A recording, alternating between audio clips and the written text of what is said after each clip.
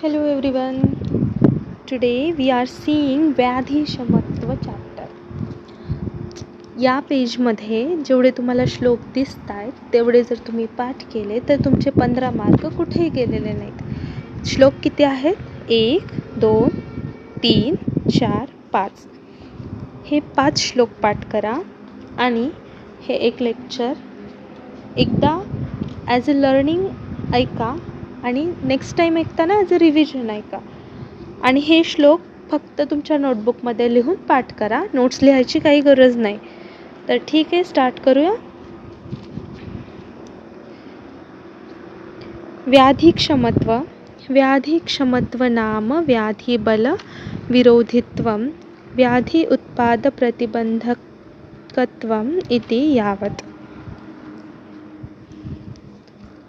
Which means resistance to disease or immunity against the disease is of two kinds. व्याधिक्षमत्वाचा अर्थ काय आहे? Resistance to disease किंवा डिसीजच्या विरुद्ध जी immunity आहे, इम्युनिटी अगेन्स्ट द डिसीज, याला म्हणायचं व्याधिक्षमत्व. आता व्याधिक्षमत्वाचे 2 टाईप आहेत. कोणते आहेत? व्याधिबल विरोध आणि व्याधी उत्पादक प्रतिबंध. चरक आचार्य opines some 2 to 3 different aspects while describing the concept of व्याधिक्षमत्व. चरक आचार्यांनी 2 ते 3 वेगवेगळे कन्सेप्ट सांगितले आहेत. ते कोणते आहेत? तर न च सर्वे दोषा तुल्यबलाः न हि सर्वाण्यपथ्यानि तुल्यदोषानि. All doshas are not having same bala. म्हणजे सगळे जे माणसं आहेत सगळ्यांना काही सेम बल असतं का? सगळ्यांची इम्युनिटी सेम असते का? तर नाही. तुम्ही आणि तुमचे सगळे फ्रेंड्स पावसात जर भिजून आले तर सगळेच आजारी पडतात का? नाही. एखाद्याला माइल्ड स्नीझिंग होते, एखाद्याला खोकला लागतो फक्त, आणि एखादा ठणठणीत असतो, त्याला काहीच झालेलं नसतं. तसंच सगळे जे अपत्य आहेत, all the apathyas will not lead to vitiation of same doshas. Some apathyas become satmya to that person. सगळेच अपथ्य काय आजार आणतीलच किंवा आजार घडवतीलच असं नाही. काही अपथ्य असे असतात की ते आता करून करून सात्म्य झालेलं असतं. म्हणजेच जसं की खूप जण पाणीपुरी खातात, सगळेजणच पाणीपुरी खाल्ल्यावर सगळ्यांनाच काही लूज मोशन होत नाही किंवा सगळ्यांनाच काही वॉमिटिंग होत नाही. आपल्यासारखी माणसं हेल्दीच राहतात ना पाणीपुरी खाऊन. तर दधी जे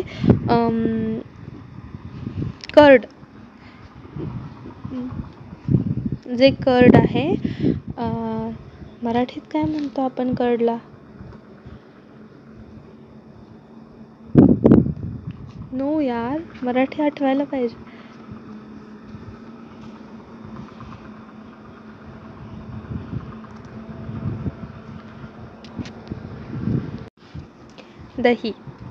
दधी अभिषंती म्हणजे जो माणूस 25 वर्षापासून लहानपणीपासून जो माणूस रात्रीचं कर्ड राईस खातोय किंवा रात्रीच्या जेवणात कोशिंबीर खातोय, तो लहानपणीपासूनच कर्ड रात्रीचं खातोय ना, त्याला काहीच नाही झालेलं. पण आपण जसं की आपण खात नाही रोज रात्री कर्ड, तर आपल्यासारख्या माणसाने जर खाल्लं 5 दिवस म्हणजे 5 रात्रीच्या जेवणामध्ये आपण जर कर्ड खाल्लं तर आपल्याला पित्ताचे विकार होतात. खूप जास्त चान्सेस आहेत की होतील.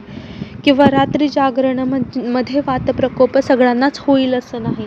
जे वॉचमॅन असतात त्यांना खूप वर्षांपासून सवय असते की रात्री जागायचं आणि दिवसभर झोपायचं, त्यांना वातविकार होत नाहीत. पण आपण जर जागलो जास्त, एक्झाम पिरियडमध्ये तुम्ही पण नोटीस केलेलं असेल की जास्त जागरण झाल्यानं वातप्रकोप होतो.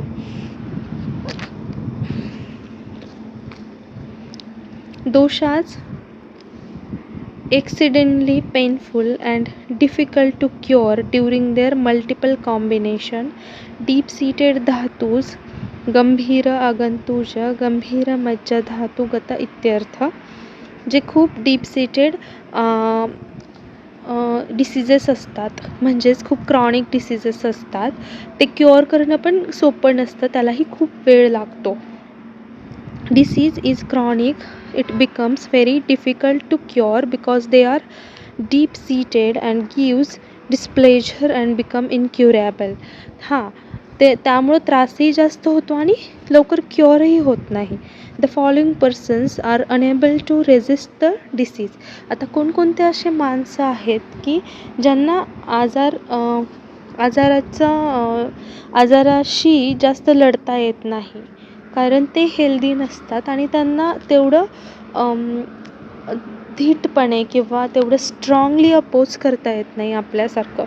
तर ओव्हर ऑबेज इंडिव्हिज्युअल, जे खूप जास्त जाड आहेत, ओव्हर इमॅसिएटेड, खूप जास्त लीन आहेत, मांस अँड रक्तक्षय पर्सन, ज्यांच्यामध्ये मांस आणि रक्तक्षय झालेला आहे, धातुक्षय पर्सन, अजून विरुद्ध आहार पर्सन, खूप विरुद्ध आहार खाणारे माणसं, आवर्सत्व पर्सन, ज्यांच्यामध्ये सत्वच कमी आहे, आणि agni and ahara takes vital role in manifestation of व्याधिक्षमत्व.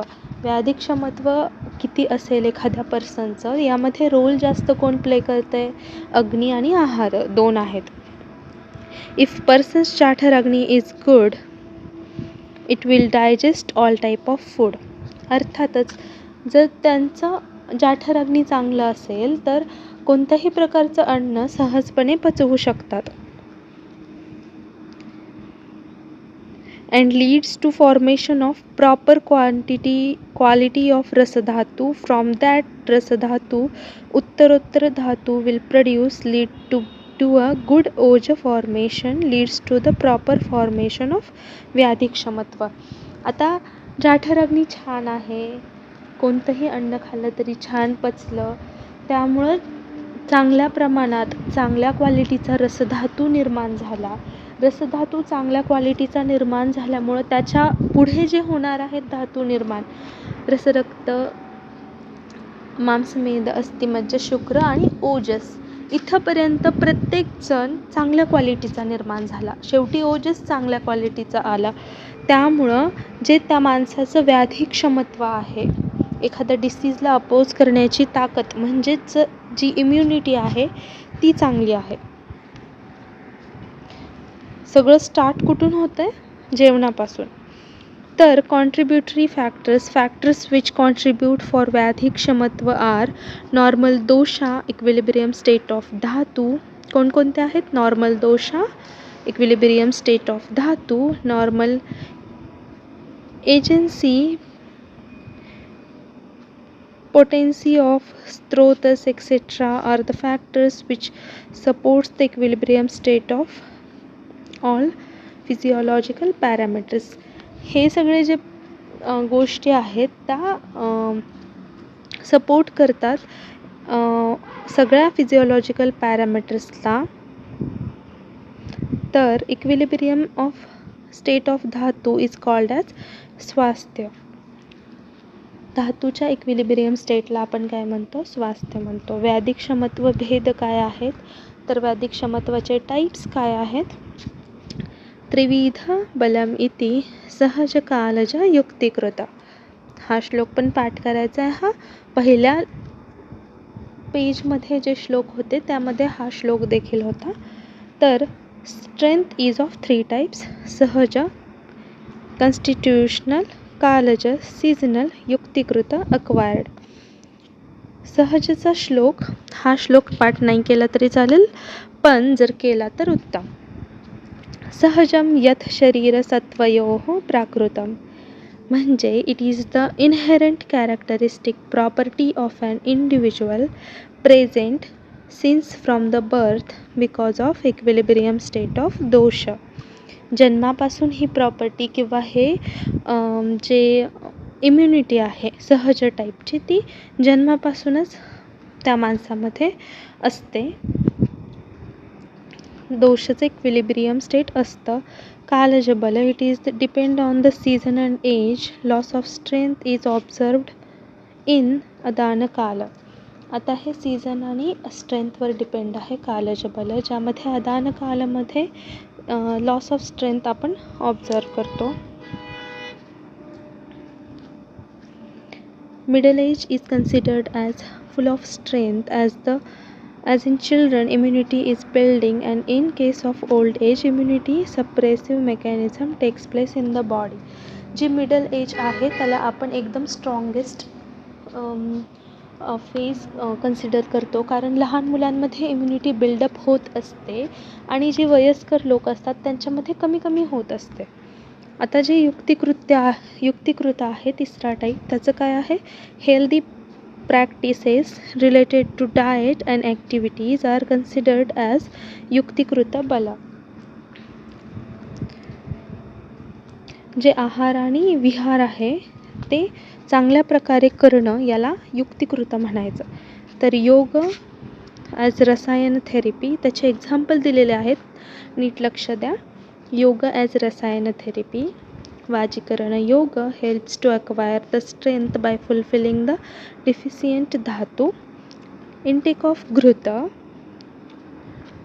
रस शुक्र ओजस हितम. घृत घेतल्यामुळं काय होतं, रस शुक्र ओजस वाढतं. घी इन कंडक्टिव्ह टू रस शुक्र ओजस. आम्लकम वय स्थापनम. आवळा खाल्ल्यामुळं केस आणि एजिंग प्रॉपर्टी पण कमी होते आणि केस वाढतात. सर्वस्व अभ्यासो बलकरम. कन्झप्शन ऑफ ऑल रस प्रमोट स्ट्रेंथ. षड्रस जे आहेत आपले, मधुर आम्ल कटु तिक्त कषाय, हे सगळे खाल्ल्यानं त्या माणसामध्ये स्ट्रेंथ वाढते.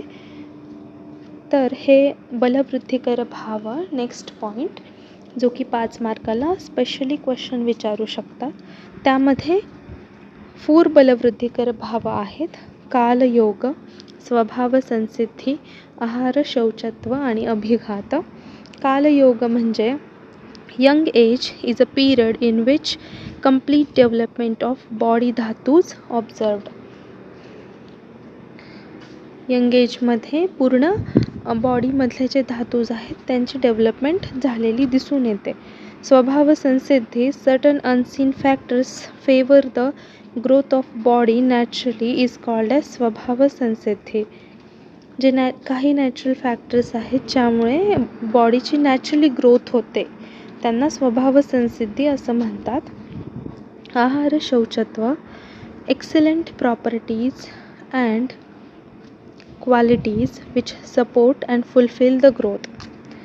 जे एक्सलंट प्रॉपर्टीज आहेत, गुणधर्म आहेत आणि ज्या क्वालिटीज आहेत ज्याच्यामुळं ग्रोथ सपोर्ट होते आणि फुलफिल होते त्याला आहार शौचत्व म्हणायचं. आणि अभिघात म्हणजे absence of factors which favour the विशेषण ऑफ धातूज. धातू विशेषण करणारे जे फॅक्टर आहेत ते ॲब्सेंट असल्यामुळं ग्रोथ छान होते. ओव्हरऑल तोच पॉईंट आहे की ग्रोथ छान झाली पाहिजे. त्याच्यासाठी जे विशिएट करणारे फॅक्टर्स आहेत तेच जर नसतील तर आपोआप ग्रोथ छान होईल, त्याला म्हणायचं अभिघात. तर ओजोभेद आणि लक्षणं नेक्स्ट पॉईंट. ओजः सर्वधातू सारो बल अधिष्ठानम इति. म्हणजे ओजस इज द इसेन्स ऑफ सप्तधातू. सगळ्यांना माहिती आहे ओजस काय आहे, सप्तधातूचा इसेन्स आहे. It is the seat for strength. त्याच्यामध्येच जी माणसाची स्ट्रेंथ आहे ती दडलेली आहे म्हणू शकतो आपण. ओजस इज उपधातू ऑफ शुक्र. शुक्रचा उपधातू आहे तो. आणि ड्युरिंग द प्रोसेस ऑफ पाक 2 types are observed, that is मल अँड सार. 2 टाईप केलेले आहेत ज्याच्यामध्ये मल म्हणजे मलरूपी ओजस आणि सार म्हणजे गर्भ. 2 टाईप आहेत मेनली ओजसचे, पर ओजस आणि अपर ओजस. पर ओजस किती असतो, अष्टबिंदू प्रमाण आहे त्याचं, आणि अपर ओजसचं अर्धांजली प्रमाण आहे. पर ओजस हृदयस्थानामध्ये स्थित आहे आणि अपर ओजस संपूर्ण बॉडीमध्ये आहे.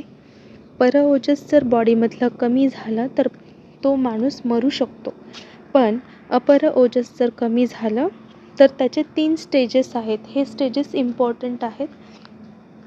हे स्पेशली तुम्ही मेन्शन केले पाहिजेत आणि खूप छान फ्लोचार्ट्स काढून नोट्स लिहिल्या पाहिजेत. खरं तर या नोट्स माझ्या नाही आहेत, माझ्या क्लासमेटच्या आहेत. मी पण लिहिलेल्या आहेत, बट मी ही PDF बनवली होती म्हणून मी एक्सप्लेन करते आहे. याआधी मी जो चॅप्टर एक्सप्लेन केलेला आहे निदान पंचक, त्या नोट्स मी काढलेल्या आहेत. त्यामध्ये मी जसे फ्लोचार्ट्स काढलेले आहेत तसेच फ्लोचार्ट्स यामध्ये काढणं अपेक्षित आहे.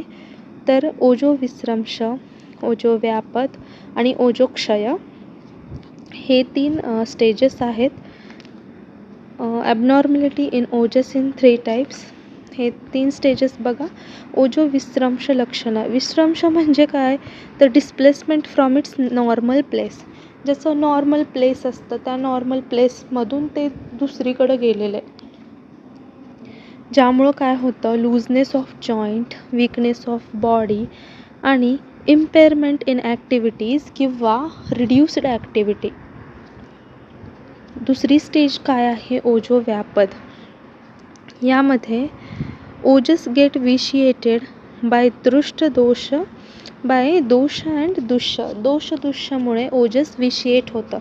पहिल्यामध्ये त्याच्या प्लेसवरून डिस्लोकेट होतं आणि दुसऱ्यामध्ये दोष दुष्यामुळं विशिएट होतं. त्याचे लक्षणं काय आहेत, स्तब्धता, गुरुगात्रता, शोफ, वर्णभेद, तंद्रा, निद्रा.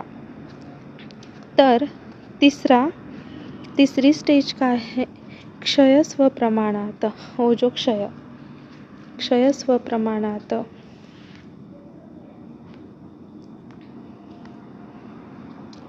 Decrease in its quantity. पहिल्यांदा स्वतःच्या प्लेसवरून दुसरीकडे गेला, नंतर दोषदुष्यामुळे विसिएट झाला आणि तिसऱ्या स्टेजमध्ये क्वांटिटीमध्ये कमतरता आली.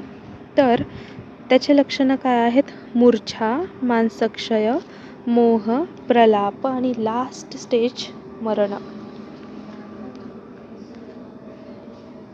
ओजोवह स्त्रोतोदुष्टी विकार. ओज वह स्त्रोतोदुष्टी. ओज जे वाहून नेणारे स्त्रोतस आहेत त्याच्यामधले विकार काय काय आहेत, ओजो निरोधज ज्वर, शोष, मूर्छा, ज्वर, प्रमेह, पांडू, राजयक्ष्म, उदान आवृत प्राण, धातुक्षय, अभिन्यास ज्वर. यामधले कोणतेही 5 केले तरी चालतील. Thank you so much. Bye bye.